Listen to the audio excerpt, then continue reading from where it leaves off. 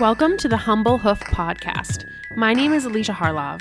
This is a podcast for both horse owners and hoof care professionals, offering discussions into various philosophies on the health of the hoof and soundness of your horse. Please check us out on Facebook or at thehumblehoof.com. Thrush is something we all deal with at some point or another. Anytime I see a less than ideal frog, I question if there's something going on pathogen-wise. It doesn't even always have to have the typical thrush smell to be an infection of some kind. I heard that Sam Austin of Red Horse Products gave a talk about thrush at the International Hoof Care Summit in Ohio this year, so I reached out to him to see if he would talk to me about some questions I had about what causes thrush and how to treat it. So I'm Sam Austin. I'm Director and Product Research Manager at Red Horse Products. So we develop and manufacture primarily antimicrobial products for horses' feet. And how did you become interested in, thrush and hoof health? Mainly because I used to be an event rider and was looking after a number of clients' horses. I used to primarily event barefoot, and these horses had issues that kept on turning up. Initially, white line disease was one of our main problems, and deep central sulcus. Working with an equine podiatrist, we were really struggling to get on top of these problems. The horses were living in quite a damp environment, as a lot of the UK is, because we couldn't find anything on the market that was effectively treating the problems. I worked with my father, who's a vet and a beekeeper. I've always had a keen interest in science and have science qualifications. So we developed products he had around, things he suggested, products from his bees, and they worked extremely well, which we were surprised about. Well, we hoped they would, and then other people asked to buy them and the interest grew. That's really cool. And can you talk a little bit about the microbes that we are seeing in the foot and how thrush starts? So thrush is generally thought to be a bacterial disease. That said, there are so many microbes that live in the soil. You have other fungi, bacteria, even viruses and yeasts that can all be negative to the foot. So all these tend to get grouped in and called thrush, really according to the symptoms that they produce, which is the foul smell, the blackening and the degradation of hoof tissue. And generally it's all about the environment that the horse is in. If they're in warm, wet, high organic material environments, there will tend to be a lot more microbes living in the soil. So if the hoof isn't robust against them, if the hoof tissue doesn't have good density primarily, then it will very easily become a food source for these microbes and they will grow up on it and cause problems. And is thrush the same type of infection as white line disease, or are they distinctly different? White line disease is generally considered to be fungal. So all these microbes are something we call keratolytic, which just means that they break down keratin, which is why they're so problematic. But, we say thrush is bacterial, we say white line is fungal, but I think it would be a bit naive to assume that that is always the case, because the microbes that live in our soil in the UK are very unlikely to be identical to the microbes that you get in different parts of the USA. But it's not too big a deal. We don't need to be too strict about identifying exactly what the causative organism is, because they can often be treated in the same way. You don't often need to use very, very specific antifungals or very specific antibacterials as you would in, say, human internal medicine, where you need to be very specific about what you're dealing with. So that's the difference, really. Yeah, that makes sense. A good friend of mine is Casey Sexton, a hoof care provider in Georgia. Her husband is Joe Sexton, a microbiologist who currently does research at a federal agency. He has developed antimicrobial technologies and studied the evolution of social behavior in bacteria for his PhD. I thought I'd bring him into the conversation since he has studied disinfectants and knows a lot about the topic. I'm a microbiologist. I've experienced doing, applied microbiology with bacteria and fungi. I got my PhD studying the evolution of social behaviors at Oregon State University, and now I do work with disinfection, fungal diseases, and whatnot. Well, one thing I guess I could zoom out and just say, when you're talking about these microbial infections, it's so helpful, and I feel like a lot of people are really coming to appreciate this, but these are really complicated microbial communities, and it can be really tricky to say what organism is just there and which one is actually causing a problem, right? Like, how do you tell if a microbe is just hanging around or if it's actually causing the infection? Is it actually making it worse and whatnot? And it can be really hard to tease apart, because when you look at the microbial community at something like a horse's foot, which is walking around on the dirt all the time, there's so many different microbes there. So it can just be technically challenging to get in there and do a good job demonstrating what's causing the problem. So if we aren't even sure what is causing the thrush problems, how do we go about treating it, and how do thrush treatments even work? You started talking a little bit about this, but how do thrush treatments work? They have a variety of different actions. You're looking at either producing an unpleasant environment for the causal organisms. So, for example, just drying out the foot, that can be very effective in its own right, but it can be very short term if you're going to turn them back out into a damp field. But a lot of them, basically, the active ingredient is toxic to the fungi or bacteria. So zinc ions, for example, or copper ions are the main kind of toxic active ingredients that are commonly used. But then you've got peroxides and things. But yeah, basically they're working at destroying the bacteria quite directly. And what products do you worry about with healthy tissue? I mean, obviously, we don't want to destroy the healthy tissue along with the bacteria or fungus that we're trying to eradicate. Yeah. And I think that's got to be really crucial to people's approach with thrush treatment and management and general hoof health, in that there are quite a lot of things that we can put on the hoof that will do a fantastic job of destroying fungi and bacteria, but that's because they are toxic, aggressive, caustic to all living tissue, not just fungi and bacteria. So we can be looking at things like peroxide. It's very aggressive to living tissue. And you can have other things that iodine, for example, it's not too aggressive to living tissue, but it's very drying to the sole. So studies have shown that continued use of iodine can cause microscopic cracks, or even quite large cracks, in the sole, which then become a perfect environment for bacteria to infiltrate. And you have other products. Copper sulfate is such a common thing to use, but it is caustic. It burns tissue. And we have to be mindful that we want to destroy the bacteria, but we want to deprive them of their food source at the same time. Otherwise, they will just reinfect.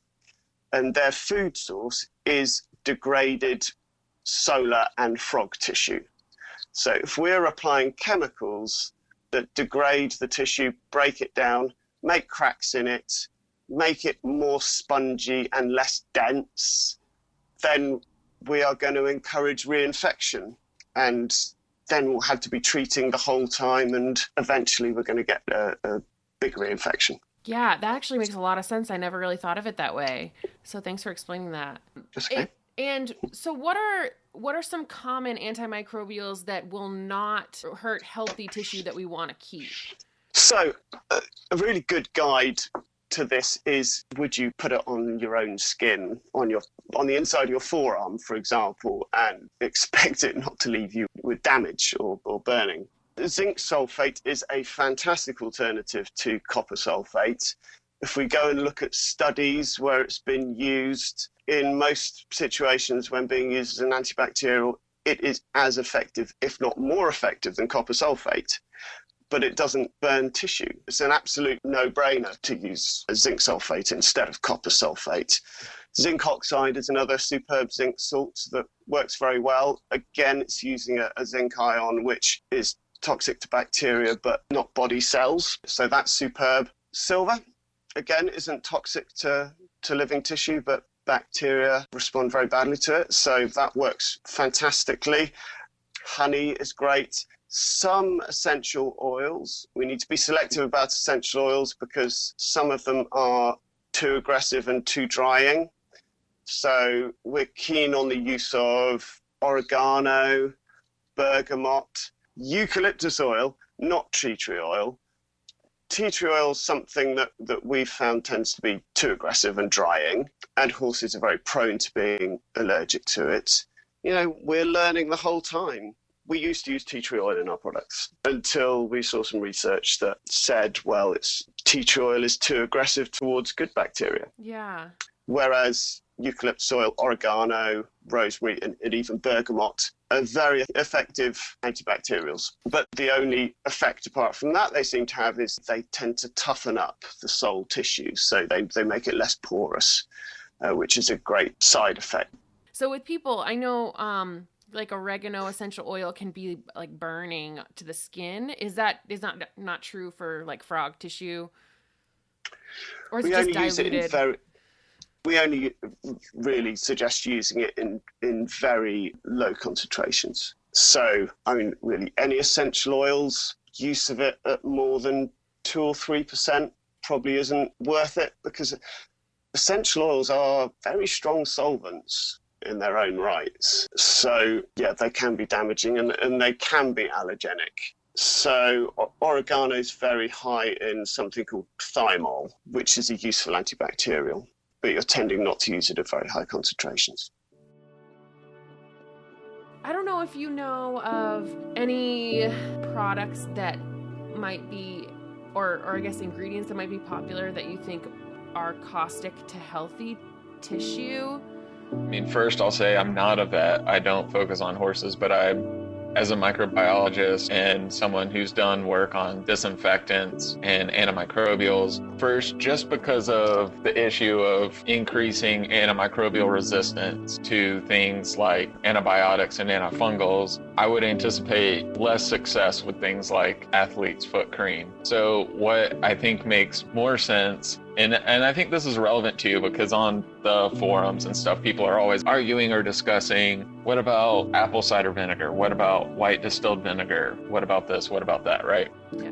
I think things like apple cider vinegar, white distilled vinegar really shouldn't make that big of a difference. I know people argue a lot one way or the other, and there may be some slight differences, but mechanistically, they should be in the same ballpark. Things like Pete's goo, things like Artemud, those things make a lot of sense. But then there's those cases where maybe those things, Pete's goo, Artemud, apple cider vinegar soaks, maybe those aren't working.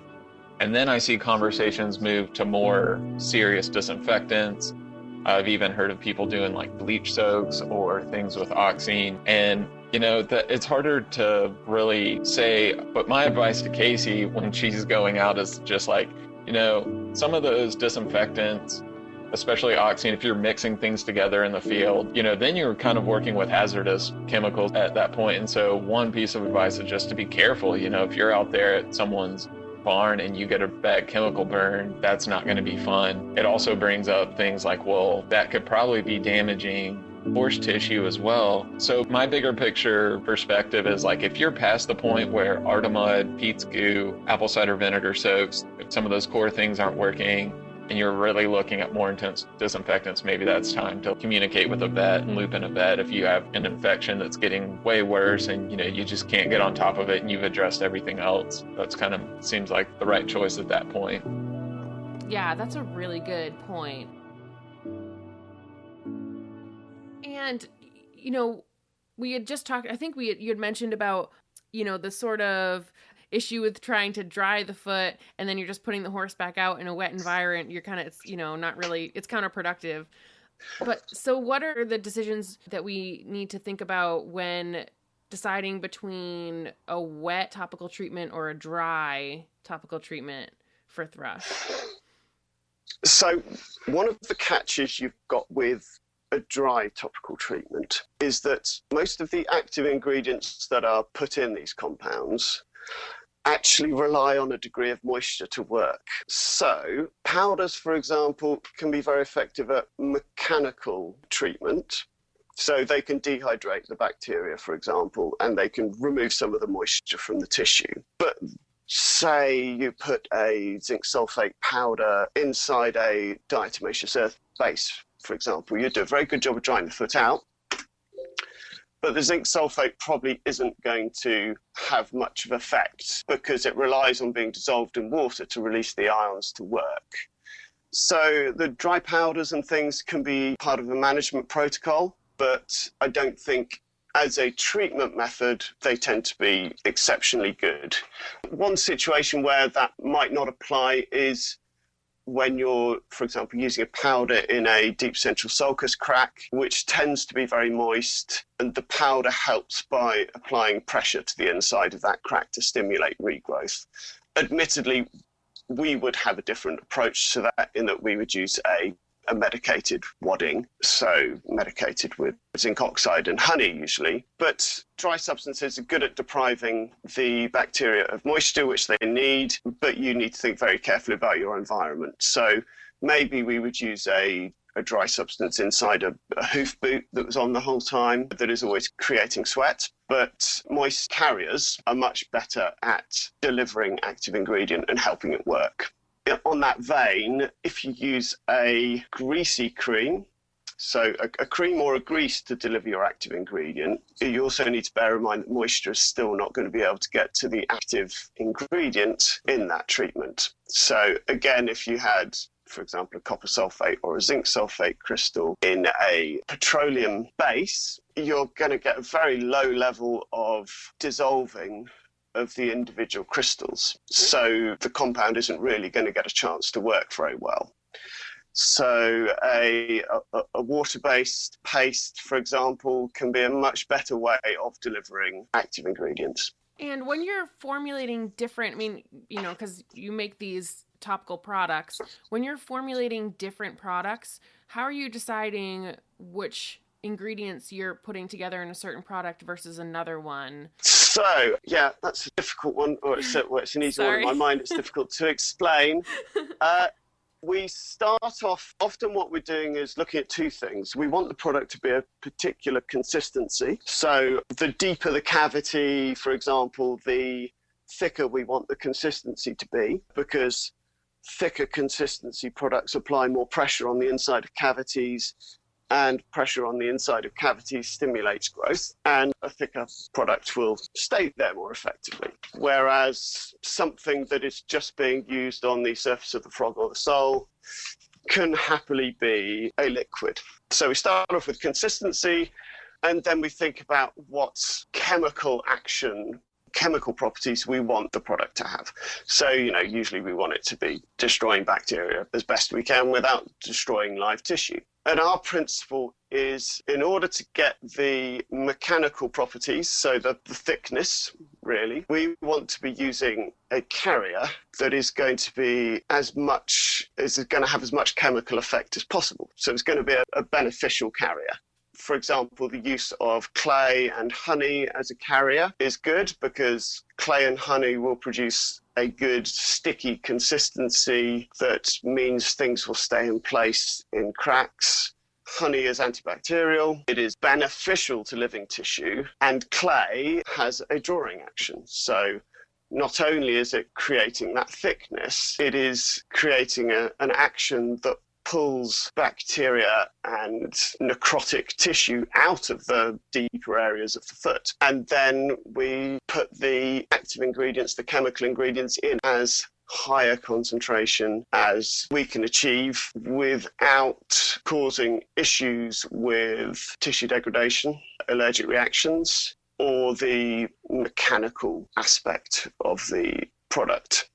So where we have a product that we want to be sprayable, we're quite limited how much active chemical ingredient we can put in, and it still remains sprayable. But that's basically where we work from. Yeah, and you had mentioned at one point that when you have something that's deep and you want to stimulate more healthy tissue growth, you make it a thicker product.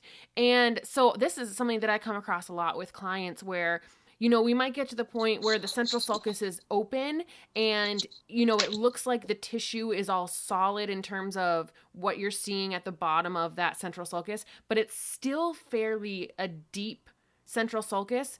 And do you just recommend, even though you might not see or think that there's thrush there, do you still recommend treating it or packing it with like a clay, or will that eventually stimulate more growth just from the pressure of that product? Deep central sulcus cracks get to a point where you can't keep anything in, so you can't stimulate any pressure, apart from possibly by external means or through working a horse barefoot in the correct environment. Deep central sulcus cracks, you tend to have a dual problem. You have a mechanical problem and you have a bacterial problem. The bacterial problem is so often very, very easy to treat. It seems like it's not, but a zinc sulfate solution can very easily get rid of the bacterial issues. But correcting the mechanical problem in order to get the crack to grow out is very, very difficult because there is no pressure on the inside of that crack.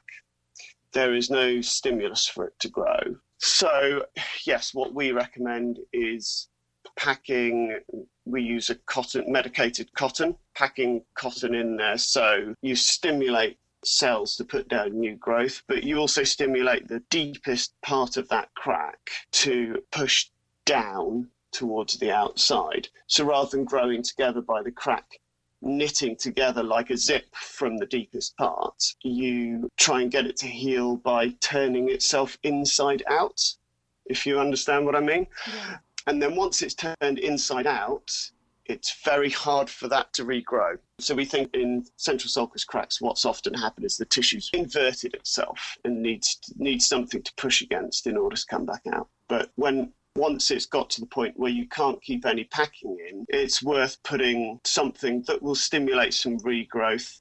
So the medicated clays rubbed well into the, when you get the size of hole that you can just put your little finger flat into rather than directly down, just rubbing some antimicrobials into there will often be enough to help the frog regrow. Oh, that's great. Yeah, I can definitely tell. I have a lot of clients that will kind of graduate from the hoof stuff and move on to Artemud. So exactly, I'll just keep telling them. And then they move on to the field paste, just rubbed into that dimple. Something interesting that we have found is that the honey-based products, somehow we don't quite understand how the frog seems to get plumper when you apply the honey-based products to them. Now, obviously, the frog can't physically grow from the outside, but whether it's toughening it up to reduce wear or whether it's hydrating the tissue, which is making it flesh out, it's hard to say. But use of even just raw honey on the frog seems to promote growth. That's really interesting. I'll have to do some experimentation with that. Well, it was the people, we had podiatrists coming back saying that they had very withered horses with very withered frogs, and they were using our honey heal product on it, and they said, yeah, it's making the frogs fatter. And to which we replied, we're like, well, I don't know how, but it can't be a bad thing. Yeah. Oh, that's really great. Oh, I'll definitely have to try that.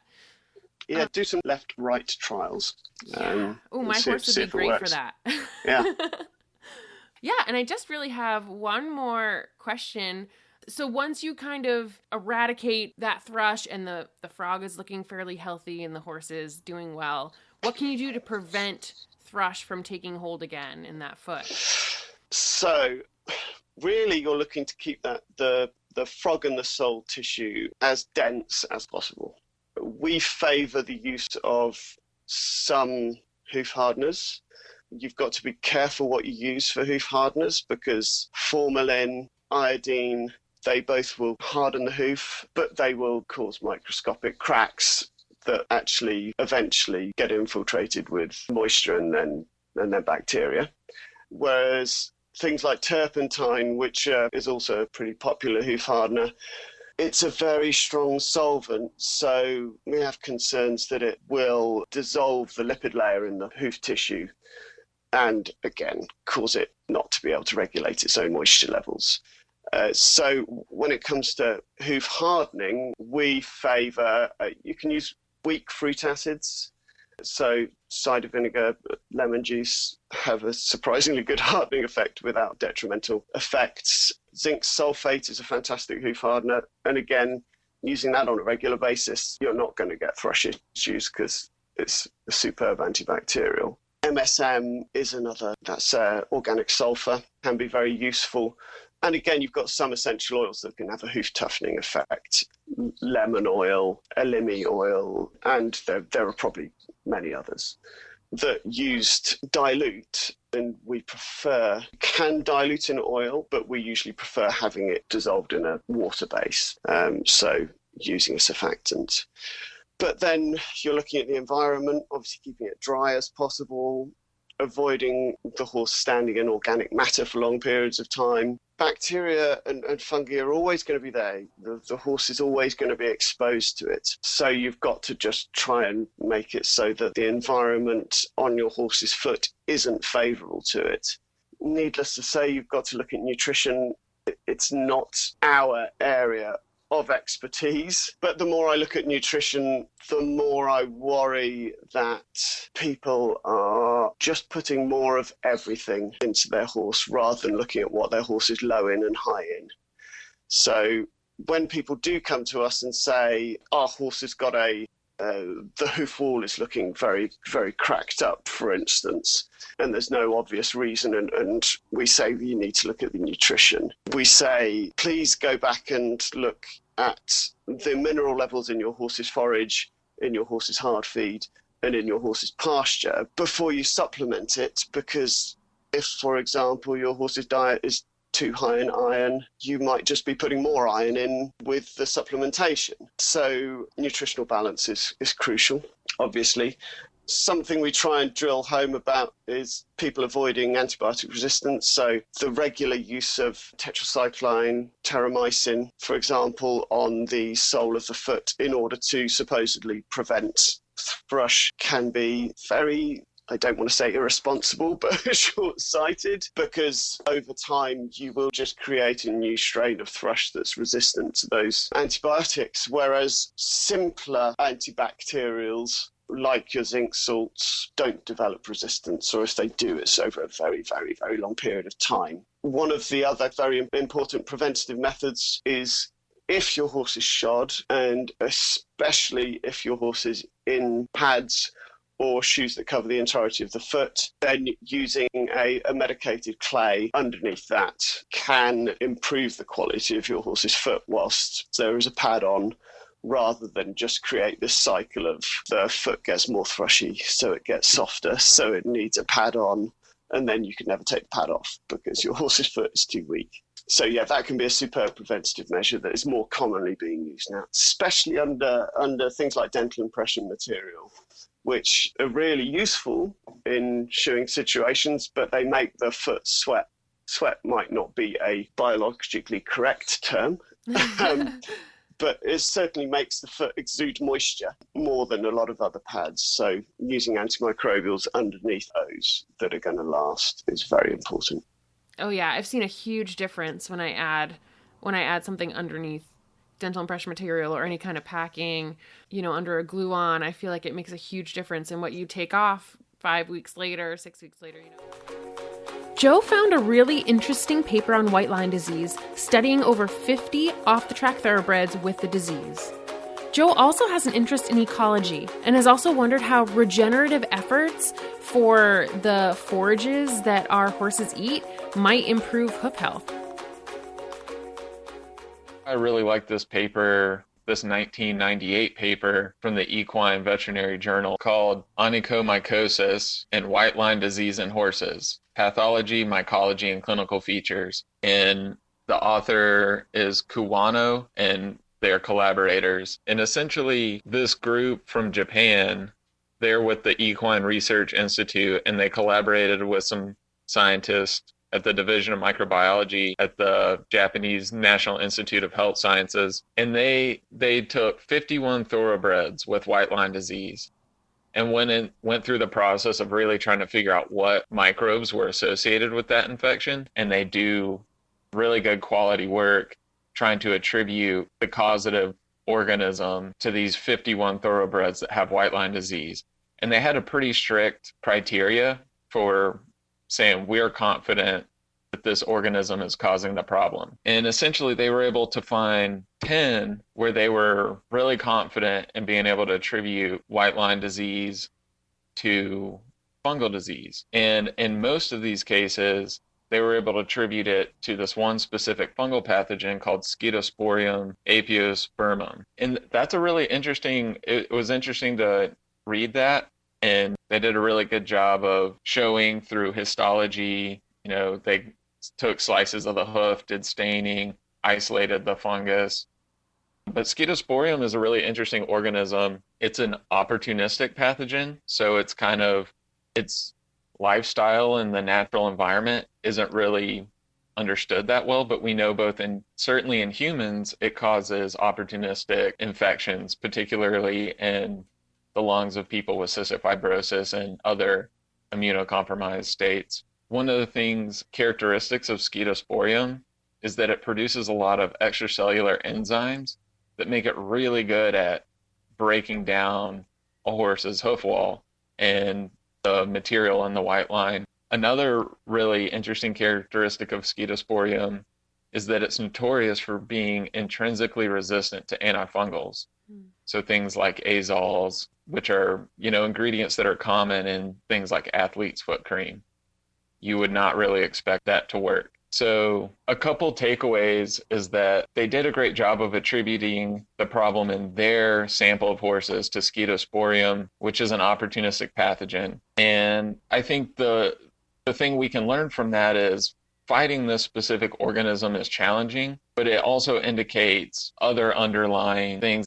You can deal with things like thrush and white line as you need to, but they're really indicative of something else that's wrong with the horse, either nutritionally or otherwise, that, when you're treating the infection, you're really just you're treating the symptoms, but you really want to start or should be going down the road of saying, well, what's going on with the horse that's making its foot vulnerable to infections in the first place? Yeah. And that's probably going to be the more productive route than really trying to chase down what is the causative problem and finding some treatment that really pulls in organism-specific info. I think that's going to be really challenging given the microbial diversity that exists. And that's another point I'd make is in this study, in Japan, in their cohort of horses, they found a lot of Scedosporium, but you could easily envision in another context some other opportunistic fungal pathogen doing the same thing, and it might have different properties. So I think rather than chase the individual microbe,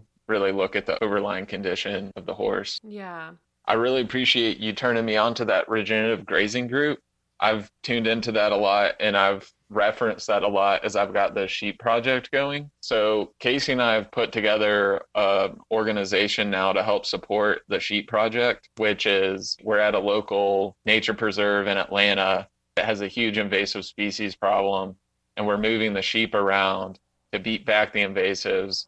And now we're working with other partners to bring in native plants. That's just kind of something I'm really passionate about, is how can we synergistically find ways to improve the natural habitat. And so one thing that I'm really interested in going forward, and I have a lot to learn, but I think it would be really exciting to say, how can horse health fit into that? I know that there's a lot of experimentation and growth happening with alternative paddocks, things like the paddock paradise, just alternatives to just the traditional pasture, right? Right. And things that you can incorporate into a horse's environment that might improve its hoof health and things of that nature. One thing I'm really interested in is there a way to link that with something that's good for restoring the natural environment? Could you have a piece of property where you blend those two things together, where it's almost like a horse restoration facility combined with some effort to restore the natural ecology of the place too, where maybe you have native plants that are healthy forage along the way and kind of incorporate that in a paddock design. I really have no extensive experience with horses, but I've really got brought into this because I'm married to Casey, and she's, gone through her journey becoming a trimmer and a hoof care provider over the last couple of years, which has been incredible. It's been incredible to watch her go through that growth process. And it's also cool because she draws a lot of that from her childhood experiences, watching her mom do the same thing.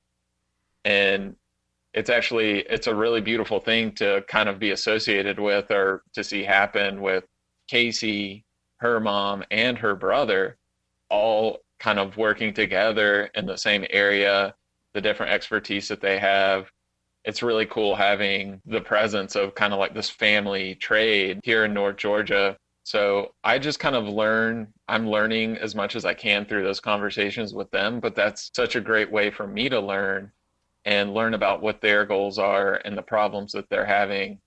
And it just gets me kind of reading about this stuff on the side. And that's how I found this article from Japan. But I know there's a lot of conversations. It's just like always the theme of the conversation is, how can we help the horse more? I think more and more we're going to be looking at bacterial imbalances on the horse's frog and sole. It's happening in human medicine. There's such a good understanding now of the gut microbiome in horses and people, that there has to be a healthy balance of good bacteria in there. And we know that from now our skin.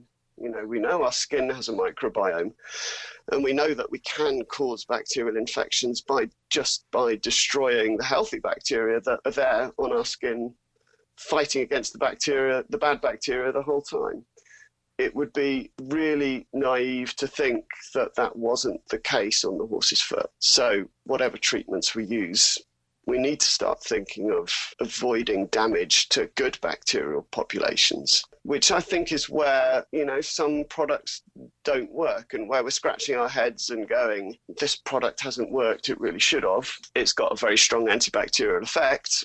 Why is reinfection occurring? And that can either be that we're damaging the sole and the frog tissue that's helping with the reinfection, or it can be that we've killed all the healthy bacteria on the foot that are all the time providing a bit of a resistance against the bad ones. Yeah. Well, thank you so much. I feel like I learned a ton, and I'm obsessed with feet. So this is really good.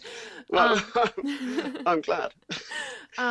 Like I say, we're keen to learn, and we adapt. We've adapted our products multiple times according to recent research. Yeah.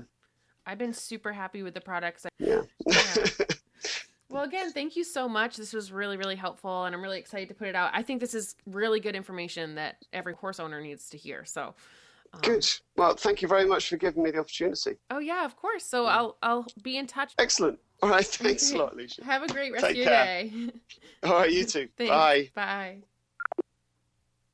I always say that I'm slightly more hoof obsessed than the average person, and chances are, if you're listening to a hoof care podcast, you are too. So we should probably be friends. Feel free to find me on Facebook or email me at thehumblehoof@gmail.com.